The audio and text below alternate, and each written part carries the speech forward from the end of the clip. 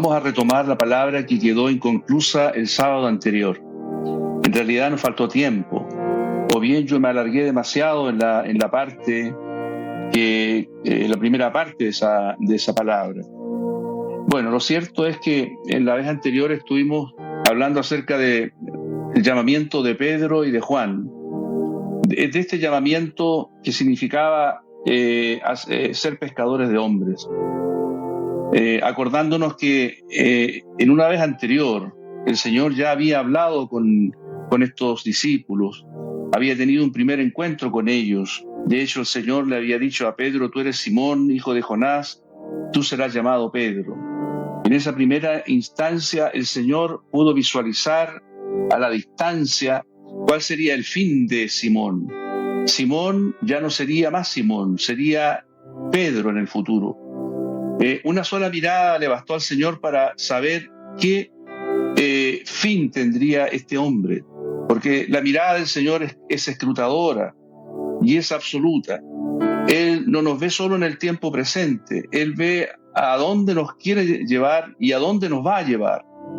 Entonces, habiendo recibido Pedro esta profecía acerca de su persona, que él sería un hombre transformado en las manos del Señor, después llegamos a este, entre comillas, segundo llamamiento que está en Mateo capítulo 4, lo que veíamos la semana anterior, cuando el Señor les dice: venid, yo os haré pescadores de hombres, y Pedro estaba pescando y Juan estaba remendando las redes. Ahora, contrariamente a lo que pudiera suponerse, ese no fue el llamamiento definitivo de Pedro, y esto nos muestra que hay una gradualidad en el llamado que el Señor nos hace. Tal vez no en todos los casos sea igual, pero yo creo que en la generalidad de los casos hay una gradualidad. El Señor nos va atrayendo de a poco para una mayor intimidad, para un mayor compromiso, porque nuestro corazón de por sí es un corazón rebelde, es un corazón que no se somete fácilmente. Entonces, así llegamos a Lucas capítulo 5, en que vemos de nuevo a Pedro. Lo vemos trabajando en las redes, como si hubiese olvidado el llamamiento del Señor a dejar las redes y a seguirlo a Él para llegar a ser un pescador de hombres. Aquí en Lucas 5 tenemos que Pedro estaba pescando. Más aún, había estado pescando toda la noche y no habían pescado nada. Entonces, cuando el Señor Jesús, después de entregar una enseñanza utilizando la barca de Pedro, le dice a Simón: boga mar adentro y echad vuestras redes para pescar. Respondiendo Simón, dice el versículo 5 de Lucas 5, le dijo: Maestro, toda la noche hemos estado trabajando y nada hemos pescado, mas en tu palabra echaré la red. Es interesante, queridos hermanos y hermanas, que aquí Simón utiliza una palabra un poco extraña en el griego. No es simplemente maestro, como traduce esta versión Reina Valera años 60, sino que otras Biblias lo traducen de manera más exacta, y es una palabra de uso marinero, es decir, de la jerga de los marinos, de los pescadores, y es comandante. Es decir, de pronto Pedro se da cuenta que ha fracasado en sus intentos de pescar y que llega el Señor y le dice: echa tu red para pescar luego de que bogues mar adentro. Y su voz seguramente fue muy imperativa, revelaba un conocimiento cabal de las condiciones del mar, de tal manera que Simón se inclina ante esa autoridad y le dice: comandante. Lo reconoce como su autoridad. Para un pescador avesado como él, inclinarse ante un joven como el Señor, 30 años, y decirle comandante, es un acto de sumisión, de entrega, de rendición. Comandante, en tu palabra echaré la red. Es decir, ¿por qué destaco este punto? Porque aquí llega en la vida de Pedro un hecho que lo marca. Es decir, en el área donde Él es fuerte, donde Él sabe, donde Él es un experto, de pronto se da cuenta que hay otro superior y le rinde pleitesía. Mi comandante, lo que tú quieras, haré. En tu palabra lo haré. Yo he fracasado. He estado lavando las redes, pero las redes están vacías. ¿De qué me ha servido bregar toda una noche? Mi comandante, en tu nombre echaré la red. ¿Qué significa esto? En la vida de todo discípulo llega un momento en que tú tienes que reconocer la autoridad suprema del Señor Jesús. Cualquiera sea el área en la que tú laboras o trabajas o te desempeñes, sea en lo secular o en lo espiritual. Si hasta aquí tú eras un experto en labores de pesca, de pronto ahora, ante la supremacía del Señor, te das cuenta que eres un aprendiz. Mi comandante, haré lo que tú quieras. Entonces, no sé si te ha ocurrido a ti. Eres experto en algo. Estaba acostumbrado a ser exitoso en esa área. De pronto, intentas servir al Señor y te das cuenta que eres un fracaso en esa misma área donde hasta ayer eras fuerte. Esto significa que para servir al Señor tiene que haber un cambio de paradigma, un cambio de foco, un cambio de fuente. Ya la fuente no son tus capacidades y tus energías y tu idoneidad. Tu nueva fuente es Cristo. Él es la fuente del conocimiento verdadero. Él sabe mucho más de pesca que tú, Pedro. Él sabe mucho más de maestría que tú, profesor. Entonces, este es un hecho fundamental en la vida de cada discípulo. Noten ustedes la gradualidad. Primero el Señor lo llama y le dice, tú vas a ser piedra. Luego le dice, ven, sígueme, te haré pescador de hombres. Pero todo eso no ha sido suficiente. Todavía Pedro está pescando y el Señor le dice, mira, Simón, boga mar adentro, echa la red acá. Y Pedro, que ha fracasado, dice, sí, mi comandante. No te olvides de esta palabra. Es epistakes en griego. No es didascalos o alguna otra palabra que signifique maestro, es epistakes. Mi comandante, mi jefe, mi amo. Este es un punto sumamente importante. Sin embargo, parece que nosotros tenemos la tendencia a olvidar las cosas que el Señor nos enseña. Porque después que el Señor Jesús resucitó, acuérdense, cuando Él se aparece a sus discípulos junto al mar de Tiberias, allí está de nuevo Pedro y otros discípulos, otros 6 discípulos, están pescando de nuevo. Y de nuevo, miren lo que dice en el versículo 3, al final, y fueron y entraron en una barca y aquella noche no pescaron nada. Aquí está Simón en la pesca sin pescar nada. Esto es recurrente. Es una lección que nos cuesta aprender. Una y otra vez recaemos en lo mismo. Entonces, queridos hermanos y hermanas, ser discípulo no es ser parte de una organización, no es ser parte de un sistema, porque hay discipulados que son sistemas humanos, con muchas reglas, con muchos condicionamientos, con muchas formas y modos. ¿Saben lo que es el verdadero discipulado cristiano?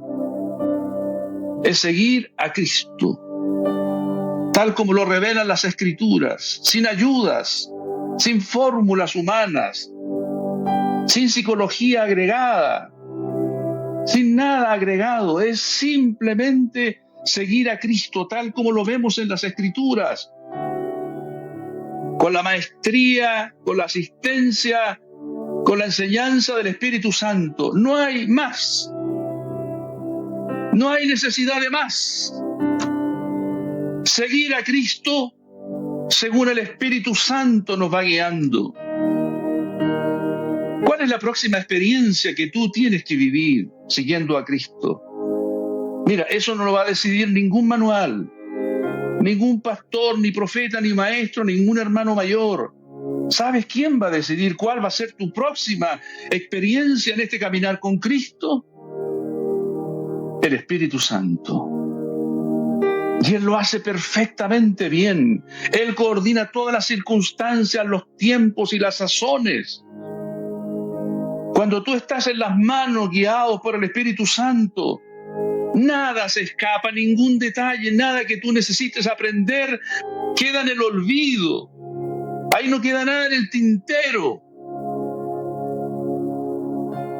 El punto es que nosotros no confiamos en el Espíritu Santo. Nos parece que tenemos que tener un manual sobre discipulado o tener a un gran hombre para que nos discipule. No, es el Espíritu Santo que ha venido para morar dentro de nosotros y para ordenar no solo nuestras vidas, sino nuestras circunstancias, nuestro entorno. Todo está en sus manos. Acuérdense, un filósofo antiguo dijo: yo soy yo y mi circunstancia. Claro, nuestras circunstancias tienen mucho que ver en nuestro yo. El Espíritu Santo ordena las circunstancias de tu vida para que tú recibas a cada paso las enseñanzas que vas necesitando. Bien, avancemos un poco más. Hay gradualidad entonces, hay un cambio de foco, hay un cambio de fuente de recursos. Si no es el Señor el que hace las cosas por su Espíritu, entonces nada sirve, nada vale y nada tú puedes hacer. Pasemos ahora a 1 Corintios 12.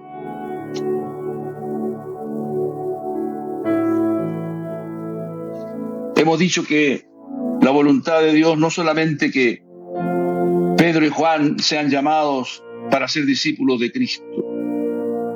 La voluntad de Dios es que todos los creyentes no solo creamos en el Señor y levantemos la mano en una reunión de evangelismo, o no solo tomemos una decisión en lo interior del corazón y nos quedemos luego viviendo una vida en privado, aislado. La voluntad del Señor es que todos nosotros, apenas creemos por primera vez, nos convirtamos en discípulos de Cristo y sigamos al Señor. Pero en este seguir al Señor significa que hay un servicio, que hay una tarea, que hay obras que tenemos que realizar. El llamado al discipulado no es un llamado a quedarnos sentados, ni cruzados de brazos, ni observando cómo otros actúan y obran, ni aplaudiendo a los grandes oradores. La imagen de un cristiano sentado en su banca por años y por años escuchando mensajes no es una representación cabal de lo que es un seguidor de Cristo. Entonces aquí en 1 Corintios 12 se nos abre un poco el panorama acerca de lo que es el verdadero servicio y de cuán importante es para el Señor. Versículo 4 dice: ahora bien, hay diversidad de dones, pero el Espíritu es el mismo. Y hay diversidad de ministerios, pero el Señor es el mismo. Y hay diversidad de operaciones, pero Dios, que hace todas las cosas en todos, es el mismo. Notemos en el orden de estos elementos que se mencionan aquí. Se hablan de los dones, de los ministerios y de las operaciones. Y estos tres elementos están asociados a las tres personas de la Trinidad. Los dones están asociados al Espíritu porque son los dones del Espíritu. Diversidad de ministerios, y eso está asociado al Señor porque el Señor es el que imparte los ministerios. Y luego hay diversidad de operaciones, pero Dios, que hace todas las cosas en todos, es el mismo. Es decir, las operaciones están asociadas a Dios el Padre. Noten ustedes, este orden está dado, por decirlo así, de menor a mayor. El Espíritu Santo, el Hijo y el Padre. De tal manera que podemos decir que estos tres elementos asociados a cada persona de la Trinidad también están ordenados de menor a mayor. Entonces, no son los dones del Espíritu lo más importante, ni tampoco los ministerios del Señor son lo más relevante, sino lo tercero, las operaciones. Y las operaciones son los energema o los energema griego, que son los trabajos, las obras, las funciones, las tareas. Es un trabajo operado por Dios mismo en nosotros y a través de nosotros. Noten ustedes cómo en la historia de la cristiandad hemos puesto la atención en los dones del Espíritu o en los ministerios del Señor impartidos a la iglesia, pero temo que hemos descuidado, lamentablemente, la más importante de todas estas cosas, que son las operaciones. Y las operaciones están muy bien explicadas en Efesios capítulo 4. Vamos a ir a Efesios capítulo 4. Este capítulo habla acerca de los servicios en la iglesia y de cómo la iglesia, siendo un cuerpo, el cuerpo de Cristo, puede llegar a la estatura de la plenitud de Cristo y expresar, por lo tanto, en toda su gloria lo que eso significa. Aquí en Efesios capítulo 4 encontramos estos mismos tres elementos que en 1 Corintios 12. Están los dones en el versículo 8, están los ministerios en el versículo 11 y están las operaciones en el versículo 16. En ese mismo orden: dones, ministerios, operaciones. Los dones que dio el Señor a los hombres por el Espíritu. Luego en el versículo 11 dice: y Él mismo constituyó a unos apóstoles, a otros profetas, y a otros evangelistas, a otros pastores y maestros. Estos son los ministerios. Y abajo en el versículo 16, cuando dice según la actividad propia de cada miembro. Esa palabra actividad es la misma palabra griega que se traduce en 1 Corintios 12 como operaciones. Según la operación propia de cada miembro. Entonces, veamos cómo se dan las cosas. Los dones del Espíritu, los ministerios del Señor y las operaciones de cada miembro del cuerpo. Si cada miembro del cuerpo no tiene una función y no desarrolla esa función, entonces el cuerpo se queda raquítico, paralítico.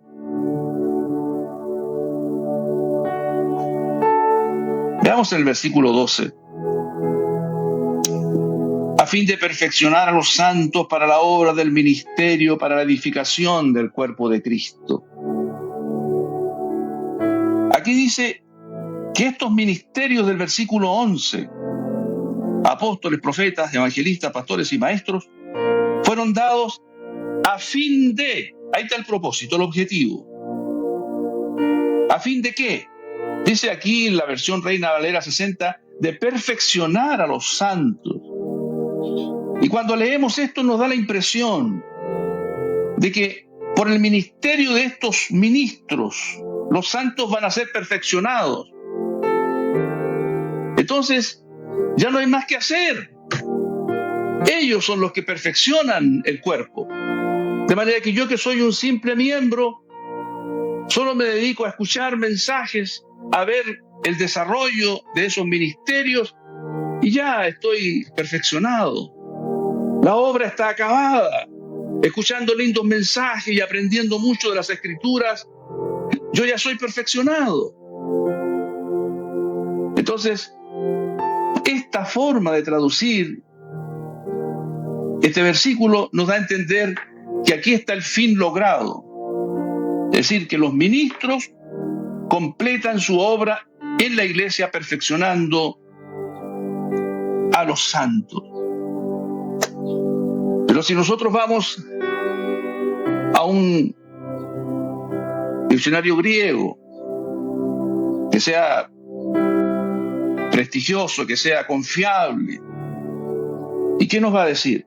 Que el primer significado de la palabra katertismos, que es perfeccionar acá, es equipar, preparar, hacer apto. Entonces, leamos ahora de esta nueva manera. A fin de, todos estos ministerios son dados a fin de equipar, preparar. También significa perfeccionar.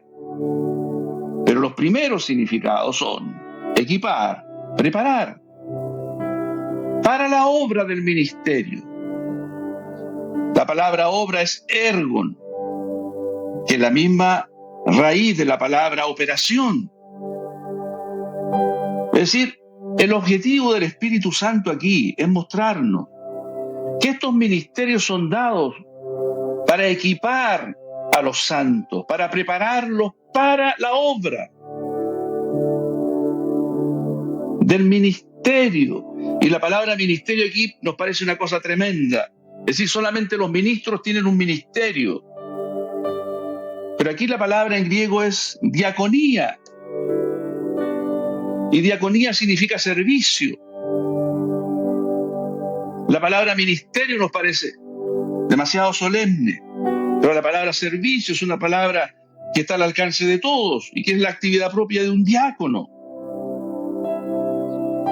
De tal manera que vean ustedes cómo podemos darle el sentido más apegado al griego, a fin de equipar o preparar o hacer aptos a los santos para la obra, para el servicio del ministerio, del diaconado, del servicio. Sea, esta palabra sirve para cosas que tienen que ver con la vida secular o con la vida espiritual, para la edificación del cuerpo de Cristo, hasta que todos lleguemos a la unidad de la fe y del conocimiento. ¿Se fijan? Hasta que todos, es decir, por causa de que los santos son equipados, son preparados, ellos pueden llegar a la edificación del cuerpo de Cristo, a la unidad de la fe y del conocimiento. Todos, dice, todos.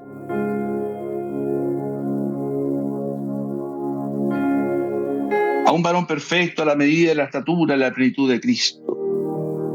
O sea, ahí está la plenitud. Ahí está la estatura de Cristo. Luego que los santos han sido equipados, preparados para desarrollar su propia actividad, su propio servicio.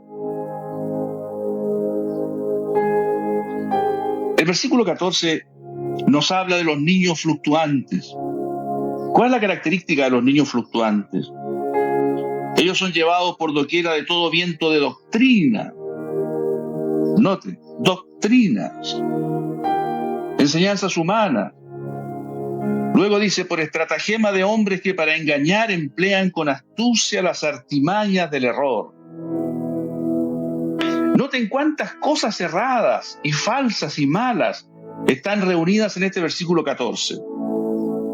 Está la fluctuación, que significa ir de acá para allá, no hay un camino seguro ni claro. La fluctuación es ir con este movimiento, yendo y viniendo, saliendo y entrando. Y luego, viento de doctrina. Los vientos cambian, las doctrinas cambian, hay modas doctrinales. Estas cosas son humanas, son pasajeras. Y dice más, que son artimañas del error, usadas con astucia, son estratagemas. Una estratagema es un ardid, es una cosa que uno prepara para que otro caiga, es una trampa. Entonces, el versículo 14 nos muestra el camino equivocado. Los vientos de doctrina. Y luego el versículo 15 nos contrapone la verdad, sino que siguiendo la verdad en amor, crezcamos en todo en aquel que es la cabeza, esto es Cristo. Entonces, contrapongamos doctrinas en el versículo 14, Cristo en el versículo 15. ¿Qué estás buscando, querido hermano o hermana? ¿Qué estás siguiendo? ¿Estás siguiendo doctrinas, estratagemas, artimañas del error? ¿Cambiantes, volátiles? ¿O estamos creciendo en todo en Cristo, que es la cabeza? Por lo tanto, reafirmamos lo que hemos dicho. Nosotros no estamos siguiendo una doctrina de discipulado. Estamos siguiendo al Cristo vivo por el Espíritu Santo.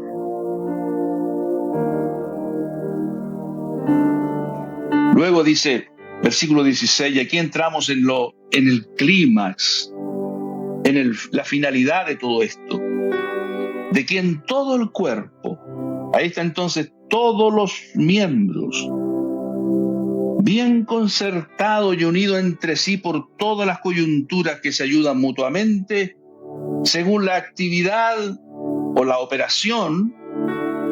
Esta es la palabra derivada de ergon, es energía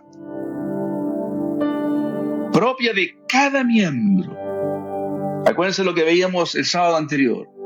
Esa expresión cada uno, repetida sobre todo en 1 Corintios, cada uno tiene que dar cuenta a Dios de sí, para cada uno llegará la recompensa, etc. Aquí de nuevo, cada miembro, la responsabilidad de cada uno, el servicio de cada uno, el sacerdocio de cada uno. No hay nadie exento. Dice, recibe su crecimiento para ir edificándose en amor. ¿Cómo recibimos el crecimiento? Primero, sujetos a la cabeza. Y luego, según la operación de cada uno. Esas dos cosas pongámoslas en relieve. Sujetos a la cabeza, que es Cristo, realizando la función que yo tengo como miembro y que Dios me la dio, porque acuérdense que Dios está asociado a las operaciones, asistido, guiado por el Espíritu Santo. Aquí tenemos a los tres benditos y gloriosos, el Padre, el Hijo y el Espíritu Santo. De tal manera, queridos hermanos y hermanas, tenemos que llegar a la comprensión de la verdad de Dios. No estamos inventando esta nueva forma de ver estos versículos. Tengo aquí la Biblia textual, cuarta versión, cuarta edición. Versículo 11, Efesios 4, 11 y 12, dice, y Él dio a unos apóstoles, a otros profetas, a otros evangelistas, a otros pastores y maestros, con miras al equipamiento. Ahí está la palabra. Equipar, equipamiento de los santos para la obra del servicio, no del ministerio, como traduce acá. Dijimos que es una palabra muy grande, asociada normalmente a los ministros profesionales. La obra del servicio para la edificación del cuerpo de Cristo. No estamos inventando nada. Estamos queriendo simplemente ir al fondo, a la verdad. Queridos hermanos y hermanas, ha llegado el momento en que nosotros abramos nuestros ojos y nos saquemos la venda. ¿Quién nos saca la venda? No es un hombre, es el Espíritu Santo. ¿Cómo? A través de la Escritura, comprendiéndola mejor, sacándole estos sesgos, estas imprecisiones que a veces tiene una versión y que otra lo corrige. De tal manera, queridos hermanos y hermanas, todos tenemos un llamamiento, no solo Pedro y Juan. Es un llamamiento gradual que se va desenvolviendo según nuestra vida, según nuestra entrega, según nuestro compromiso. Y es un llamamiento que significa actuar con el poder que Dios da, servir con el poder que Dios da. Porque aquí olvidaba algo. Esta palabra operación, que se deriva de ergon, en el diccionario griego dice que esta actividad y esta operación significa que es producido por Dios. Es una operación divinamente actuante. Es lo que el Señor le enseñó a Pedro en Lucas 5, cuando le dice: mi comandante, yo no sé pescar, soy experto en pesca. Hay un título que dice experto en pesca, pero Señor, yo no sé pescar. Ahora, esta operación de cada miembro es una operación con el poder de Dios, no con el tuyo. El tuyo no sirve. Si has estado fracasando en tu servicio, si no hay frutos, considéralo. Tal vez sea que estás utilizando un recurso inadecuado. Estás yendo a la fuente equivocada. Estás utilizando un paradigma inútil.